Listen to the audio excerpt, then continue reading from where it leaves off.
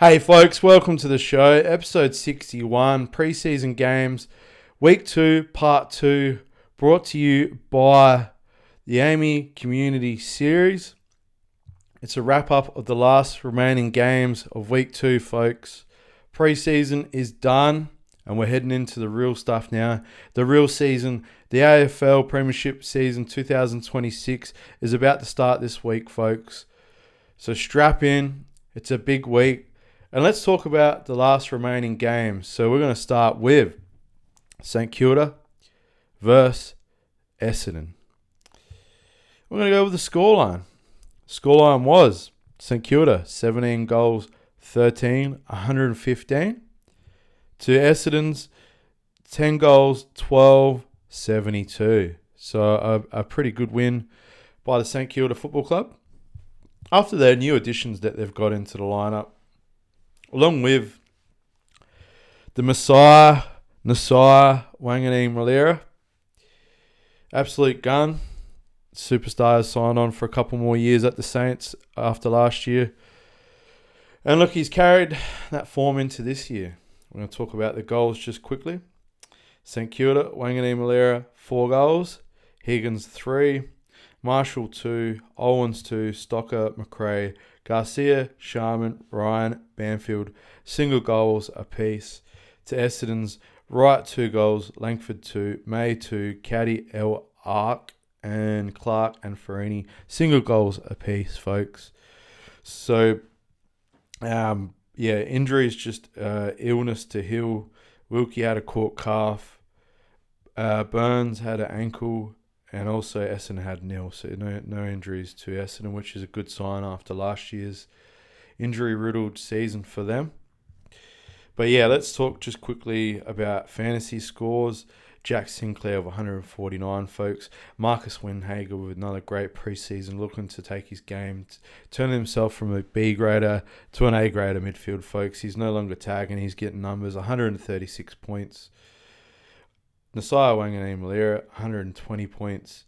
Archie Roberts, 106. Tom De Koning, 103. So the new ruckman coming in, he's getting triple digit, folks. Probably one to look at maybe to sneak into that ruck spot. They're the top 5 scorers of the game, folks. So Archie Roberts with a surprising amount of stats. But yeah, Nasai Wanganeen-Malera basically did as he pleased through the midfield and playing up forward. He couldn't be stopped up forward. They couldn't get a match up to get him. He booted 4 goals, as I mentioned, 120 points in the fantasy. Look, he looks good. I was lucky enough to play alongside his dad and his uncle at Port Adelaide. And yeah, his dad got drafted to St Kilda. Just shout out to Terry and Timmy. Timmy I played with in my grade. Absolute superstar. Was drafted to the Crows, but got a bit homesick. And yeah, he returned home, and I respect that because you're an absolute star, mate. I can remember you as a junior. And yeah, so there's no doubt Nasai Wanganeen-Malera is just an absolute beast of a player. And yeah, he's going to carry that form into this year and just keep on going. So he's carrying that side, folks. But not only that, he's got midfielders like Marcus Windhager, who's been had a great preseason, and he did as he wanted to as well. Gathered a lot of the sharing and racked up against the Dons as he finished 136. And also had 41 disposals and 9 marks. So there you go. So he's had a lot of touches. I think it might have been the first time he's ever cracked the 40 disposal mark. I know it's preseason, but look at that. He's only 860,000 in the fantasy, folks. Just adding a little bit of fantasy stuff in because it's that time of year where you got to make your team and decide. So very interesting stats there. The man is up and about. Mateus Philippou enjoyed a 55-point second half of the rankings as he played some midfield time and playing up forward. So he's got through that injury, folks. Very happy with that. Just a couple. And also, as Jack Sinclair does, he racked up 39 disposals. Looked really good. Played very well. Had 10 marks as well. Finished off with 149 fantasy points. And just quickly, we'll talk about the best players. Wanganeen Malera was the best on ground for St Kilda. Winhager, Sinclair, Boxhill, Ryan also. And Roberts, Blankston, Johnson, Langford, Ferroni, all for Essendon's best players. So, yeah, that's a quite a good stat. We will just talk a bit about the Bombers at the moment. And, yeah, Sharp had plenty of the ball. Plenty of run and gun type of play. Thought he played a lot better after last week. We criticised him a little bit on the podcast because I talked him up so much throughout the preseason. And we've made that pretty known. And I thought his game, he looked more composed, actually against a very solid opposition as well. So, they went down, unfortunately, but I think he still performed at a higher level. And he did some pretty good inside 50 kicks, got the ball out of the middle, just ran across the ground quite well. I had a bit more midfield time than he had in the forward line. So I'm pretty happy with him. Freoney is slotted into his role quite good on that wing. Obviously can swap through the midfield as well. Showed some good leadership skills with a lot of young Essendon players around him. So, yeah, Johnson's also elite delivery was on full show, especially in the slippery conditions. So he did quite good. Jaden Ewan also did quite good. He was playing on Jack Higgins, who did quite well too. So he had a big day. Took a few good grabs. I thought he looked good. He did his role. I know he got beaten, but he didn't do his chances wrong. El Huck attack on the ball and contest was still good after backing up after being one of the best forwards for Essendon, especially in the small forward position. I think he's got that spot sewn in. Him and Kako playing alongside each other. They're going to be a good little forward line, along with Nate Caddy. So they need those players. As far as the Saints, Ryan, with his pressure around the ground, the ability to set up goals, ended up being very positive for the St Kilda Football Club. So it looks like he may have got himself a spot.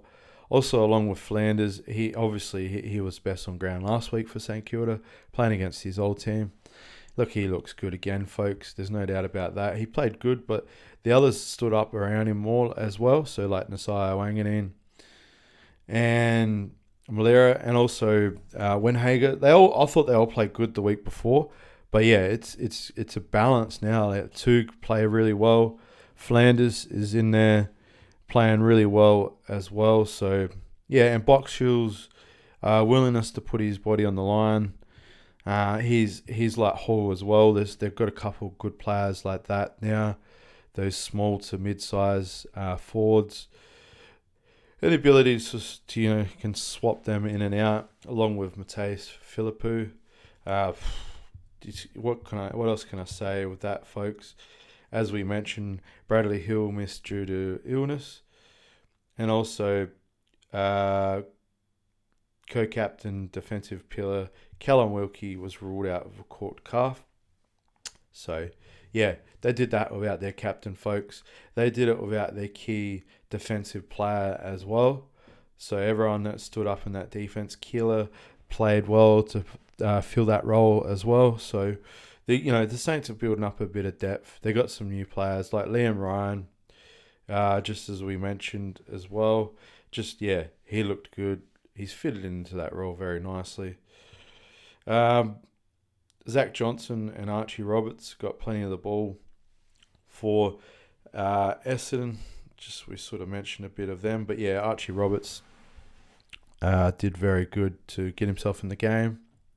Couple seasons in, he really needs to step up. But yeah, Kyle Langford and Peter Wright still capitalise on some of their, they rotated through the ruck with Blankston, but they both capitalised up forward for as much entries as they got in. They gave it a good crack.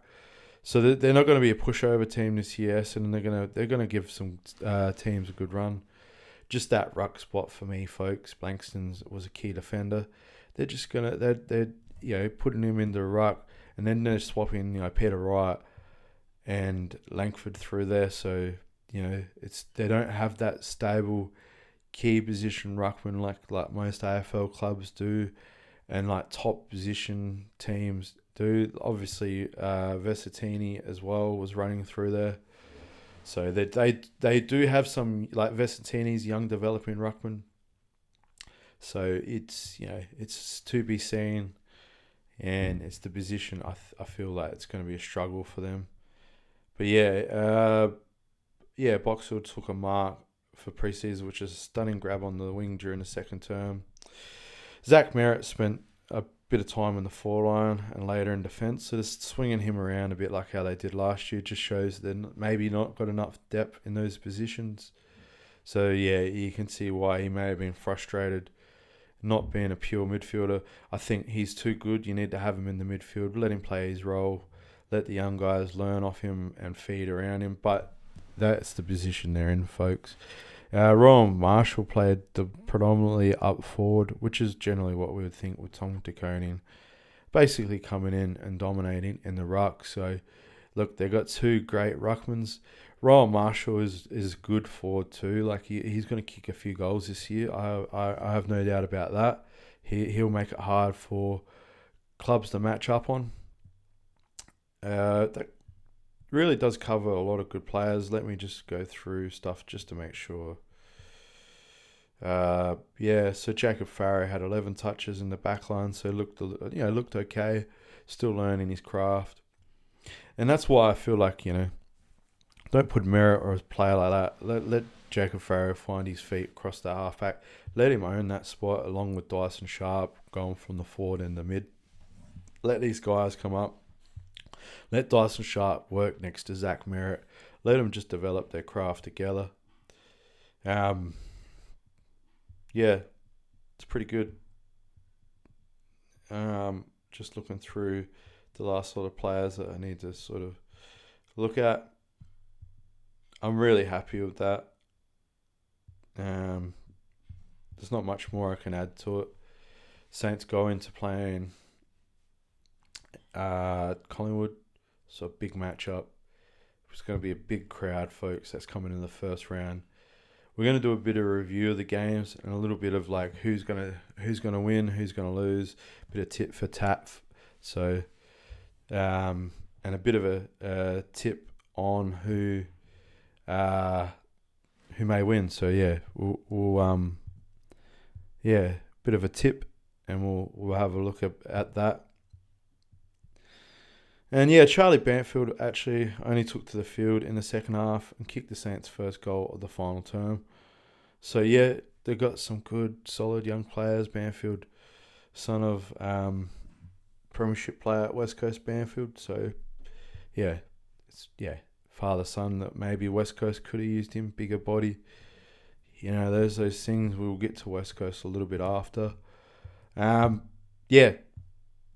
Not much more I can add to that, folks. St Kilda, too good.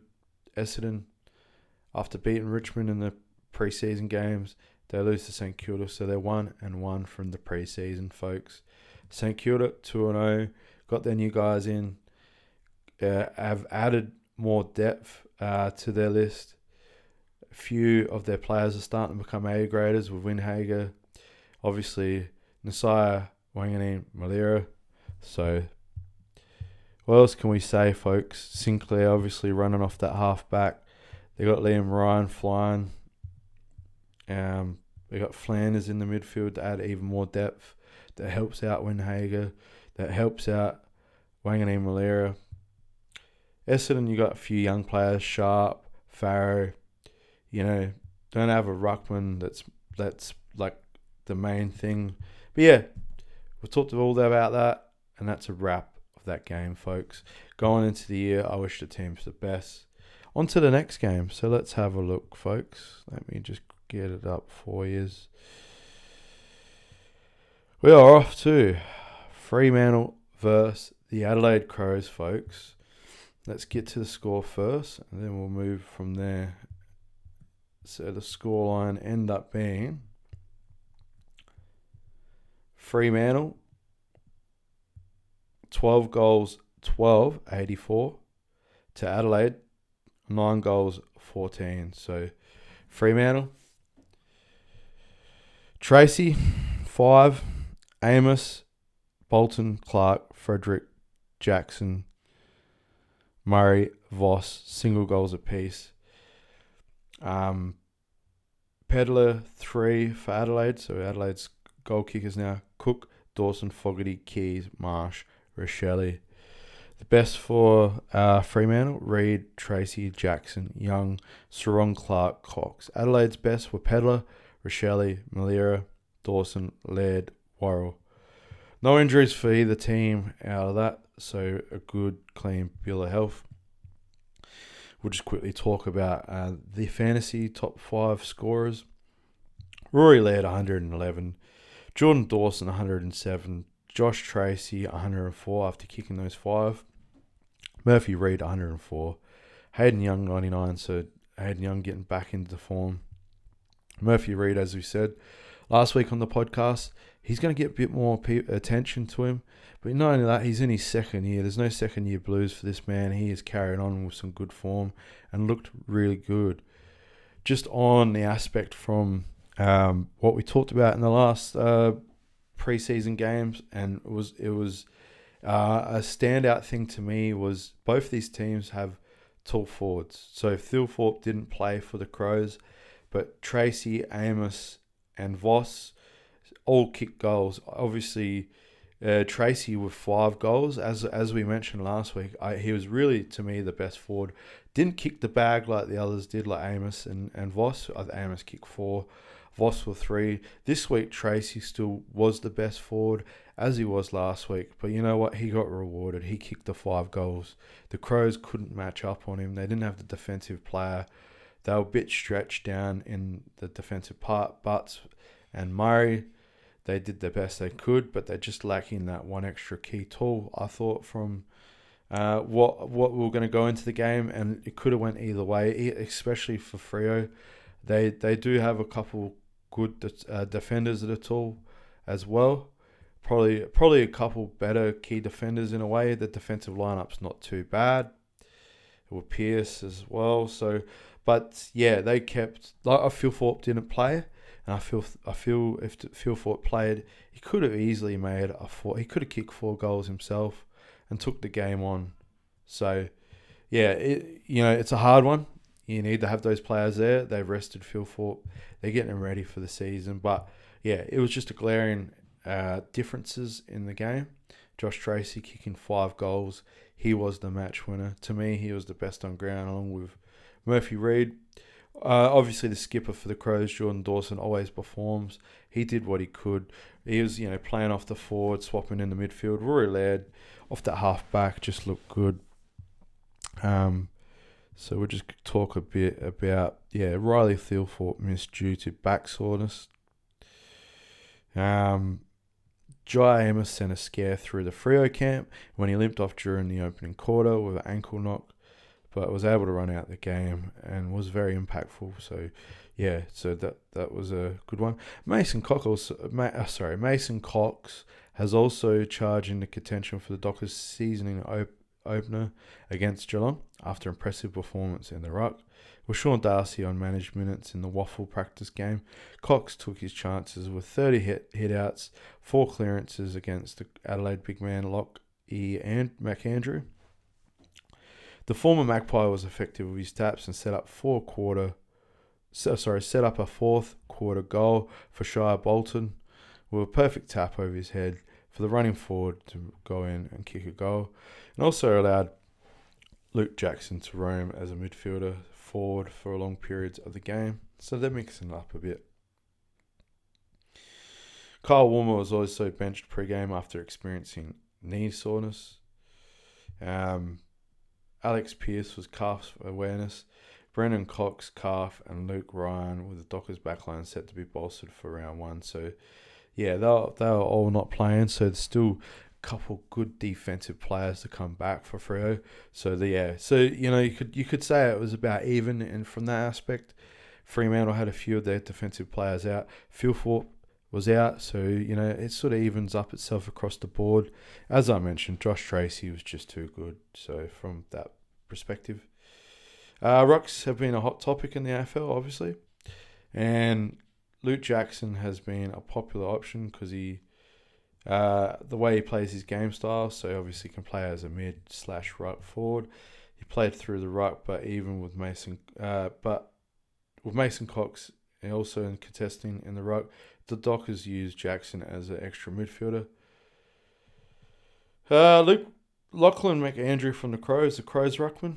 He appears to be ahead of the long-time Crows ruck Riley O'Brien, as McAndrew scored 81 from just 69% of game time. So yeah, he's 286,000 in the fantasy as a ruck, and he looks to be a good solid option. Maybe if you got enough money to chuck him in on your bench, because he will go up in price. Scoring at 81 is pretty solid. I'm not sure what he'll end up with. Say he averages between 70 to 85 or something like that. He will boost his price up a bit, and you'll make a fair bit of money. So, yeah. As many coaches are considering him in their starting 22 to free up cash to spend elsewhere. Scoring 104 points, Murphy Reid was in Freo's engine room. Played very well. Obviously, with Strong and Brayshaw, Reid, Bolton, like a whole heap of stars running through that midfield for Freo. It's a pretty stacked team. And along with Hayden Young, he can play a mixed amount of roles. It's looking pretty good. Look, they got him on the field. He's getting minutes into his legs. Young, so it's pretty good. Rochelle was mostly used in the midfield for the centre ball ups. This translated him to hitting the stat lines with 18 disposals, 5 marks, 6 tackles, a goal of 95 fantasy points. He's starting to get a few tackles in there, folks. Rochelle's throwing a bit more weight around in that midfield. Some of the young players for Crows, Brennan Cook was extended the Crows' lead to 12 points early in the fourth quarter, but Fremantle rallied back as its rallied on the back of its captain for the day. Tracy kicking 5 unanswered goals with the breeze to put the final touches in a strong preseason performance, as I mentioned. Another good player for the Crows who stepped up, and Tobin Murray, obviously the brother of the other Murray there, and he did. Tobin Murray has stepped in for the half-forward role, covering injured Sam Siskowski. Sorry, we'll talk about the other Murray in a second. There's a couple. It must have been 3 Murrays playing, folks. We got that one mixed up. But yeah, put himself in contention as a mature age recruit from Geelong, which was tough in the contest. Judd McVie also played well off the half-back and showed flashes and the way he played at the Melbourne Football Club. So now he's back home. He's playing for Freo. As we mentioned, gives a little bit of height and run, and just will help out Luke Ryan when he's back. Charlie Edwards is pushing to make his debut with impressive stats as an inside midfielder. Finished with 17 disposals, 5 clearances. Drafty Mitchell Marsh had his first game, launched a big long goal, kicked it from downtown, folks, and kicked his first goal in style. He was reasonably good, still quiet, but it's his first game.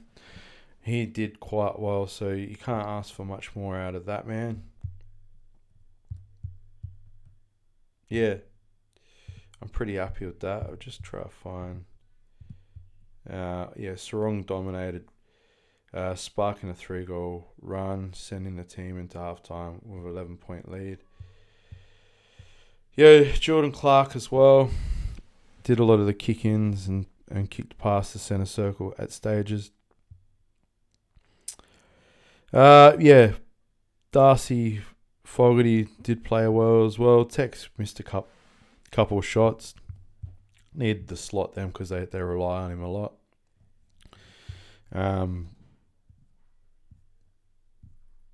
We'll just quickly look at something quickly. And Zach Taylor, Billy Dowling were the young players for the Crows who did perform too. Didn't play too bad. Luckily, Shoal as well. Just looking up. Yeah, it was Toby Murray Toby Murray for the Crows. He's 200 centimetre, who played a mixed amount of roles. He did start in the back line with his brother. Just trying to look it up right now, folks. No, sorry, he started in the forward line. He's Nick Murray's brother. Just wanted to confirm that. So the two brothers are now playing for the Crows. We had a lot of Murrays play. Obviously, Nick Murray come back off the knee reconstruction the last couple of years. He's looking good. He's had a good preseason. He's playing with his brother, folks. His brother's even bigger than him and moves around the ground quite well. So the Crows have found themselves two brothers playing together. They absolutely look sensational from a lot of perspectives. One playing up forward, one playing down back. Toby Murray can play as a ruck as well. So there's, I think that's quite good, as Nick will play down the defensive role. Josh Roll as well with Jordan Butts. They just didn't have an answer for some of the tall forwards for Freo, and they just need to work on that as well. They don't have Mark Keane in there, so he's one that they're missing a bit of grunt as that sort of second size defender. But yeah, those players did quite good. Hugh Bond as well, Wayne Malira and Laird off the half back. That was what they were named as. And look, they all pulled their weight. Ben Keys, was good, but Alex Newell-Bullen, he needs to step up again too. He did play alright. I thought him and Keys, when they're up and about, they need to just lock the ball into that forward line. Along with Cook, Jones and Luke Nankervis, all pretty good for the Crows. Yeah, but a few injuries for the Crows. They all need to sort of step up. And these young guys coming through, it's going to put a lot of pressure on them early on till they get some of their stars back, like Isaac Rankin and so forth. So, yeah, it's going to be an interesting time along with Jake Saligo, who had the heart issues. Hopefully he's all good and can come back into that lineup for the Crows. So there's plenty more to add into that lineup from a Crows aspect. From Freo, there's probably not as much to add back into that lineup as what I mentioned with the Crows. But yeah, there's no doubt they'll be back and firing. So that covers that game pretty good, folks. There's not much more I can add to that. A few of Freo's young players coming into the lineup. Still, Erasmus still played good. Walker, Draper as well. Amira did good. Yeah. Bit more of a team performance by the Dockers. And also individual performances like Tracy. Tracy was, I think he was the most impactful on the ground from just the last 2 weeks has been Freo's best forward. And there's still guys around and kicking goals. Amos, Voss. They've got a good midfield. Defensive lineup's not too bad. Oscar McDonald as well. So he's had another season where he's looking pretty good. So just looking it up just to make sure I covered everyone, folks. So yeah, I'm pretty happy with that. We're going to move on to the next game. North Melbourne versus the Pies. And it was a cracker of a game, I have to admit. After Kangaroos had a very rough game the week before, getting pumped by nearly 100 points against the Demons, the Melbourne Football Club. So we'll just get to the scoreline. So how did it eventuate? So North Melbourne, 12 goals, 18-90 to Collingwood, 14 goals, 5-89. So a reasonably accurate Collingwood. And it was North Melbourne getting up by 1 point, folks. 1 point winners. And for North Melbourne, Lucky kick 3, Doveston 3, Darling 2, Trembruff 2, Curtis, Zaha, single goals apiece. For Collingwood, McStay 3, West 2, Buller 2, Schultz, McCreary, Steen, Hayes, Allen, Cochrane, Perryman, single goals apiece. Best players for North Melbourne, Davies, Ernak, Doveston, Sheasel, Lucky, Cherry, Collingwood, McStay, Dacos, Lipinski, Schultz, and Cochrane. So Cochrane putting himself in to be playing round 1 and has looked quite good. So we're going to talk just quickly about the fantasy points. Luke Davies, Ernak, LDU, folks, 119. Harry Sheasel, 105. Jai Sinkin backing it up after being their best player last week for 102. Josh Dacos, 99. Tom Power, 96. So it was an interesting game. The scoreline, early on was, 2 goals 7 North Melbourne to 3 goals 1. So really, they kicked a few behind, folks. If they could have had a 7-goal 2 first quarter. And then it went on to be 5 goals 9 North Melbourne to Collingwood's 9 goals 3. So they piled on the goals in the second term. But, North Melbourne made a fight back. They had 10 goals 17 going in the third to 12 goals 13 to eventuate to be the winners from 12 goals 18 to 14 goals 5, folks. So, they need to get a bit more consistent in front of goal with the accuracy, and they could have really won it by a lot more, North Melbourne. LDU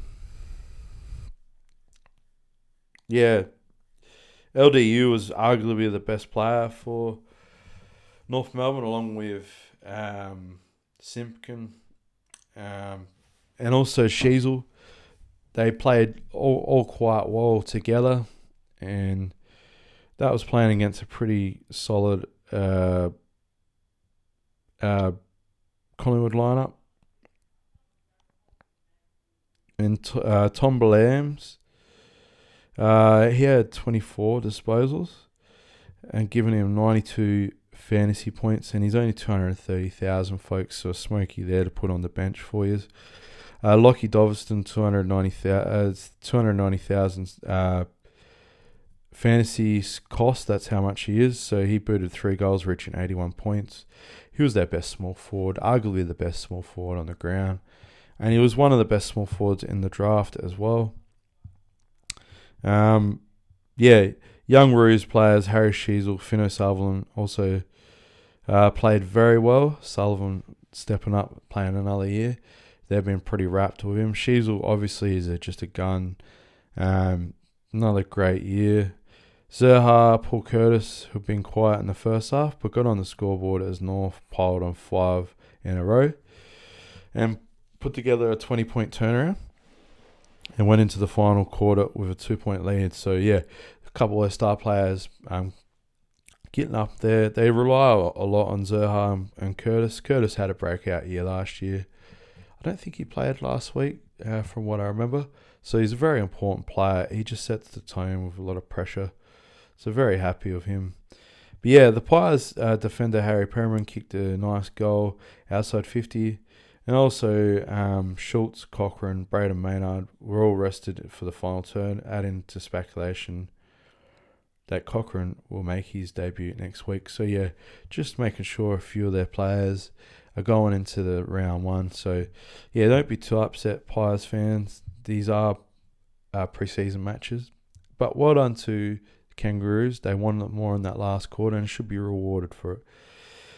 Trembruff came on in the second term in place of Darling and had an immediate impact, kicking 2 goals. So he looked quite good. They're going to have to start doing that. We sort of talked about that in the last podcast. We had Darling and to me as a fill-in player as they sort of try to develop these young guys, and now you're starting to see the development of some of the young players, and that's important. It's to me that's the one where I was pretty critical of North Melbourne, and they needed that. So there you go, folks. Comben had a better game than he did last week. So, yeah. Dan McStay kicked 3, so he's still got over the Pink and Comben and their defensive players. Just having a quick look, folks. Just give me 1 sec. Yeah, so Pink. Griffin Lowe played better though. So there's Cobham, Pink, and Griffin Lowe. That's all defensive players down there. They sort of, McStay had to stand up for the Pies. And he's going to have to for the year. They just don't have that tall forward, Collingwood. And they got Buller. He kicked a couple, but he's still developing, coming over from Sydney. He will get plenty of game time and will get good delivery. So we'll have to capitalise each time he gets the ball, folks. But yeah, to me, that's the one position. Lipinski coming off the half forward and also in the midfield played good. But yeah, Casanti for the North Melbourne was good as well. Just, these are little things. Cameron started on the bench and Swap was still within the ruck. So, sorry. No, he started in the ruck, sorry. It was Steen he was swapping with, I believe. Yeah, so just double check that. I believe it was Steen. Oscar Steen. Yeah, so, yeah. So that seems they got a spare ruckman there. Steen played pretty good. Just looking up the players just to make sure we get everyone, folks. We want to cover it all. Power played good. Also, Luke Parker's the other one that I was talking about as the older sort of fill-in player. It's no disrespect to him, but he's just the older player now. They're starting to get a couple good players step up around him. They need Sheasel to step up. O'Sullivan. They need Dylan Stevens, LDU, Simpkin. Yeah, Power. They need all these young players to step up. So, and they're slowly doing it. And they were quite good. Dacos was good. Dimatia, Quaynor, Maynard, Frampton was okay at times down the back. DeGoey wasn't as good as he was last week, but just got through the game and they're getting minutes into his legs. I think that's probably the most important part. Lockie Schultz played his first game as well. Looked pretty good. Urquhart as well, sorry. He's had a ripper pre-season and looks to be like a young midfielder stepping up as well. Played a few different roles, but to me, he's one that needs to step up as he's had a good pre-season. And just add in, with O'Sullivan and Sheasel, just those young midfielders, if they can just step up and start playing well, take those positions off Luke Parker. So, just add that all in. I think that's the most important part for me. And Trembuth up forward, start taking these positions off players. That's probably the most important part. So, just wanted to say that. And Nick Larkey obviously played quite well, kicked the 3 goals. And to me, he's their best player, their captain. He stood up, folks. So, yeah. And Dovison 3 kicked the thrilling goal. They got over him in the line by 1 point. There's not much more I can add to that, folks. Really, just from an injury perspective, Darcy Moore, veteran defender Jeremy Howe missed Sunday's game due to injury. Both of them are unlikely for the opening round for Collingwood. North were out Luke McDonald, Adrian Corr,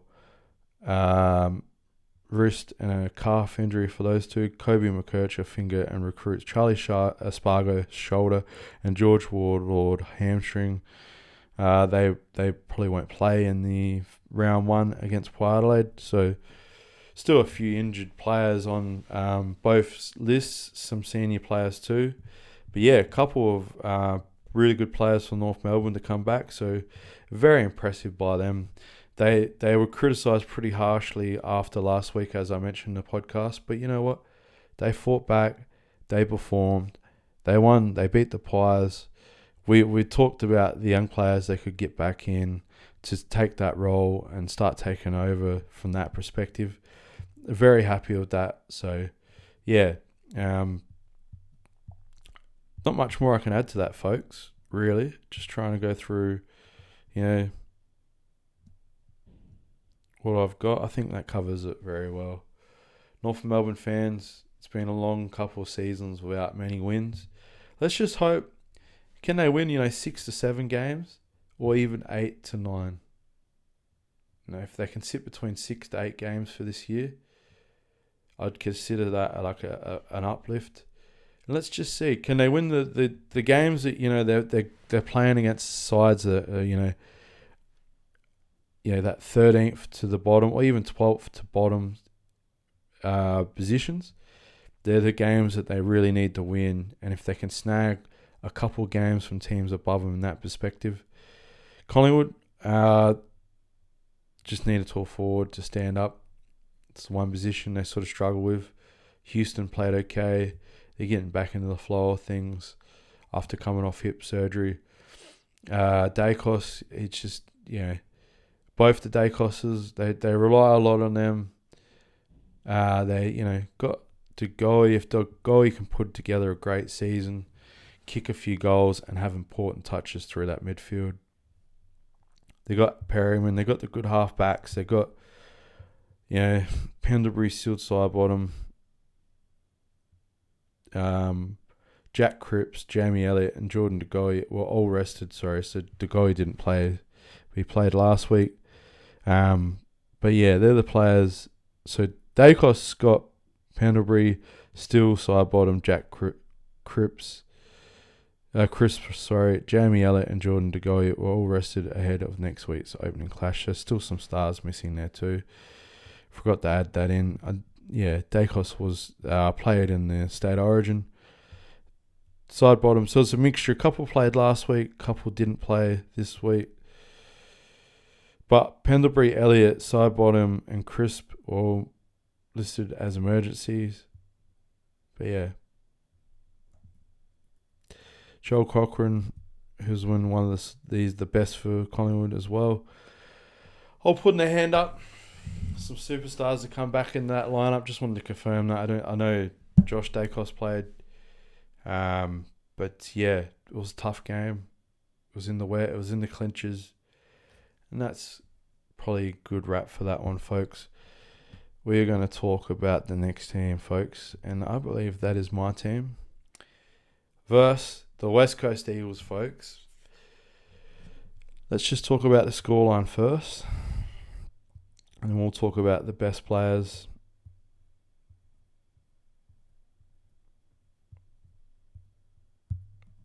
That scoreline was 9 goals, 13, 67 for West Coast to Port Adelaide's 22 goals, 8, 140. So pretty dominant win by the Port Adelaide Football Club. We'll just talk about the goals quickly. West Coast, Newton 2, Owies 2, Waterman 2, Duff Tyler, Lindsay McCartney, all single goals apiece. Port Adelaide, Georgiades, 6 goals, 6 snags for the key forward. Butters 2, Burn Jones 2, Horn Francis 2, Whitlott 2, Barry, Burgoyne, Drew, Durden, Lord, Richards, Vesentini were all single goals apiece. Fantasy footy, folks. Zach Butters 152 fantasy points with the vice captain for Port and also the captain Connor Rozee 149 points. William Drew 104 points. Jackson Mead with 93 and Jace Burgoyne 83 fantasy points. The best, Lindsay was best on ground for West Coast. Robertson, after coming over from Brisbane, McCarthy, Davis, Waterman, Reid. Port Adelaide's best, there's no doubt about that. There's Zach Butters, Rozee, Georgiades, Drew. Watkins got in the best after coming off the elevation into Port's main list. After all, we didn't pick a rookie, but he got put in And there you go. So you can see why Port wanted him there. Richards and Berries also rounds it out. Edwards with concussion from West Coast is the only injury. Port Adelaide 0 injuries. Zach Butters, just an elite performance. He had absolute star power. Butters was on 97 points at half time. Oh, what a superstar. But ended up finishing off with 152 after gathering 36 disposals, kicking 2 goals in just 67% of game time on the ground, folks. His first game back after state origin. Rosie spent plenty of time in the middle to score the 149.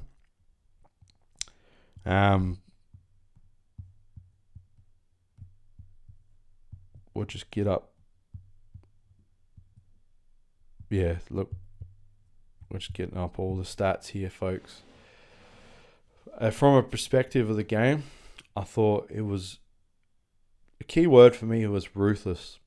I thought Port Adelaide's pressure across the board, whether it was from the midfield to the ruck, to the forward line, to the back line, to the key defensive positions, where Todd Marshall, I thought, played really well. He took a couple intercepting grabs, even a couple contested grabs, along with Harrison Ram. He come in with a few really good spoils, did a mark or two, still developing a bit, but Todd Marshall and him are starting to work together really well. Look, the pressure, an absolute pressure.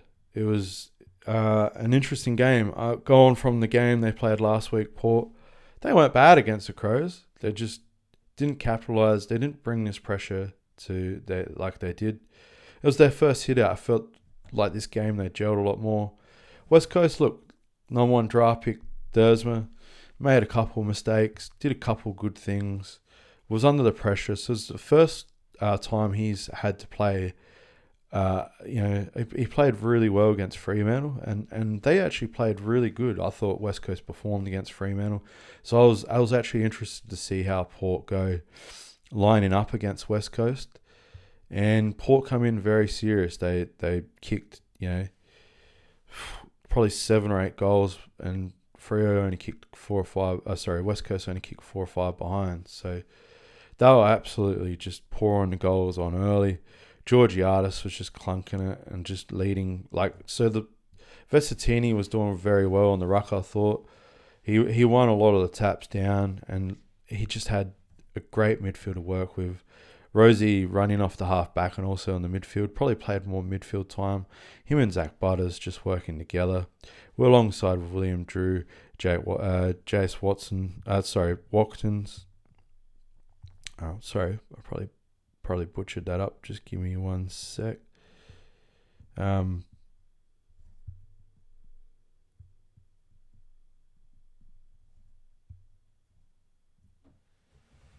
Jack Watkins, sorry. It's a bit of a tongue twister. Jack Watkins. I thought he played through the midfield. We'll just get up what their lineup had. Ewan McKinley, I thought he was really good. He had great leg speed on the outside. Had a bit of explosive sort of speed. Jacob Ware on the other wing. But to me, Jack Whitlock, Georgiadis and Ollie Lord look good all together. They're 3 sort of tools for Port. Jack Whitlock is starting to come into regularly kicking a couple goals a game, which is very important development for a tall forward. Georgiadis was 6 goals. Look, what can you say about Georgiadis? He has some of the best hands in the competition. I like this man to just keep on performing, be that key tool, be the best forward in the AFL. You can do it. If Jesse Hogan from GWS, you can turn into that sort of performance and be that player. You could win a Coleman if this midfield gets enough ball down to this man. He will. It just as long as he kicks straight, and by God, he kicked really straight on the weekend. Just gone. Richards and Berry and Darcy Byrne-Jones, the little 3 small forwards for Port. I see Berry to me is shone a lot. There was a lot of talk about him playing really well throughout the match sim with the training and stuff like that. He did okay last week. I still was expecting a bit more out of the lad. Let me tell you, this is the game he stepped up more. I thought, look, it's not the same lineup as someone playing like the Crows, so you can't talk down too much on West Coast, but you can't pump up Port too much. We've got to keep it somewhat realistic. West Coast performed really well last week. They weren't that good this week. Port were okay last week and better this week. So, Lockie Jones, Kane Farrell, Logan Evans. I thought Logan Evans, as I mentioned, his third season now. He struggled a bit last year without key players around him, where Farrell missed parts of the season last year, and losing Dan Houston. This man's gone and had a strong, solid preseason, put on a bit of strength and size. So, look, he to me is a guy who played really well. Lockie Jones, look, he's just that strong bloke with the mullet, had it flowing, playing on water minute spots. It was the battle of the mullets. Schofield reckons Lockie Jones had the better mullet, and also he was the better player, folks. He got the win. So, Aaliyah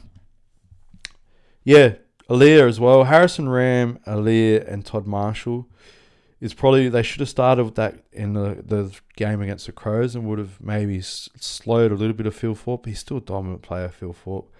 Just going back on their position from last week. Harley Reid tried. Just a few moments where he backed out of the ball when he should have gunned it, but had some hard hits. Tom McCarthy it was good too from West Coast perspective. Had a few clearances throughout the game, and had to Port had to change a bit of their lineup to negate that. And once they did that, they did slow the run of the man. But yeah, good performance. Lindsay as well. Josh Lindsay, one of the best halfbacks. We've talked about that a lot. The Hilts, the South Australian one who didn't get picked up. There you go, folks. Look for that man. I don't know where he is now. He should have got picked up on AFL list. I don't know why. Because Josh Lindsay, he is a great player. He deserved to get drafted, and where he did too, go on the West Coast as a reasonably high draft pick. He was the best halfback along with the Hilts. So I don't know why clubs don't do that. And that's not discrediting Lindsay at all. That's just showing how good of a player he is. And the Hilts deserve to be in that sort of limelight. And he did good. I thought he was one of West Coast's best players. I thought Shanahan as well. I thought he was Fremantle's best key tool. Cooper Duff-Tyler, he's still young and developing, but Shanahan, after breaking out a bit last year, he's coming in good. I thought he played well at times. Newton as well, he kicked a couple goals. I think he cemented his spot in for round one for West Coast. Look, Cole, Lindsay, Liam Baker down there, I think they all did okay. Edwards, Brock, these guys are just young. Flynn as well on the ruck, I thought he still tried, but Vesentini did really good. I'm really impressed by Vesentini. Mead, Corey Durden, Jace Burgoyne. Look, Jace Burgoyne got a lot of the ball. I thought he was really good, whether he's playing across the half back or wing. He's found himself a home. He's put on a little bit extra meat. He looks a bit stronger in the contest and not afraid to put him. Just gets in the right spots and reads it well. Also, Mitch Zato come on and kicked a nice assist to Horn Francis, who marked and kicked a goal. Looked great. Will Lorenz just got a little bit of game time coming in. Radaglia come over but didn't play. Ware played really well. I thought with Port there is a spot on that wing. Obviously with Travis Boak no longer playing, there's a spot for these guys. You got to grab it with two hands, and it's absolutely great to see. Yo had, I think, a bit of a head knock, but was okay for West Coast. Just trying to look at who I've missed. I don't think I've missed anyone here. I think it's all pretty good. Mead had a heavy hit from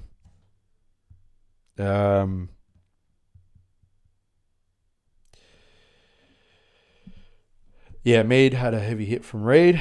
That's what it was. And then Reed ended up having knee-on-knee clash later on, but still was okay. So he ran out the game. Harry Barnett needs to sort of develop. He's a South Australian lad, but in the ruck. So that spot that's sort of a mixing up. They got a couple good tools now. But yeah, he was emergency. I think they swapped him in, but didn't get much. But from a game aspect, I'm pretty happy. I did know Port have played.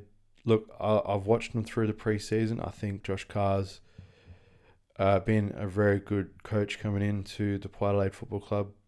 Everything he's done so far, he set the tone by showing the history of the club and what it meant to him as a player as well as a coach. And he wants them to write their own history as well, which is a key indicator to me. And he set up the club very well. He's set a standard now, and they can work from that. So they weren't too bad. They were good. They were still good against the Crows. Crows are good opposition. They just performed that little bit better. But from an aspect, Josh Carr's got them up and about. They're not going to be a pushover team, Port Adelaide. I actually, not just because it's my team, I was really impressed. Obviously, I follow them very closely. And I look at the developing players. They've put on a bit more size.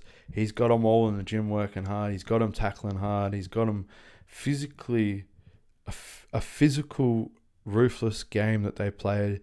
They need to set that standard and stay to that standard. And I'm impressed. I'm happy from a fan's aspect. But only that, from an outside aspect, I'm pretty happy. Don't be disappointed, West Coast fans. You guys were good last week. Port come over and they knew you guys played good last week and they needed to perform from a personal aspect. There's a lot of young players for West Coast. I know that it's people were ripping into them a bit today about their performance the day after, but don't listen to the media. They've got a lot of young players, folks. I know Port have a lot of young players too, and they've developed really nicely and coming on real quick. But don't be disappointed, West Coast fans. You still got some players to come back. You still performed good. I know it was not the game that people were going to thought it was, but Port are a lot better than what a lot of people think and the competition gives them. Not just because I follow them, but the performance spoke for itself. It's a big season, folks. We're going to review the games. Footy's back, folks. Opening round. Get excited. Get amongst it. It's that time of year. Footy is officially back. The real stuff's about to start. Preseason's out the window. We've talked about it. It's all over. We're into the real stuff. Get excited, folks. And for around the world, everyone, footy is back. Please, if you can watch it, watch it. Watch the highlights. Get into it. Thank you, everyone. Cheers.